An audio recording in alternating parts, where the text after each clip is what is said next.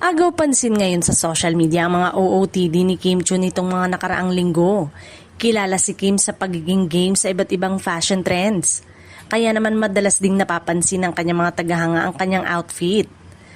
Karaniwan ang nakikita si Kim na nagsusuot ng fitted outfits at crop tops na bagay sa kanyang youthful at stylish na image.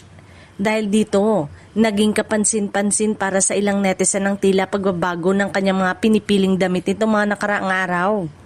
Sa halip na mas fitted o crop top outfits, mas madalas umanong makita si Kim na nakamaluwag at mas komportableng damit. Simple man ang dating, hindi pa rin nawawala ang kanyang fashion sense at kumpiyansa sa bawat outfit na kanyang ipinapakita.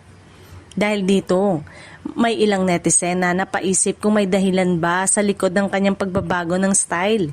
May mga nagtatanong at nagbibiro tungkol sa kanyang mga bagong OOTD.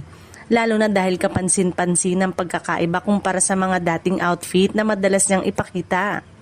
Gayunpaman, hindi naman nangangahulugang may espesyal na dahilan agad sa likod ng pagbabago ng kanyang pananamit.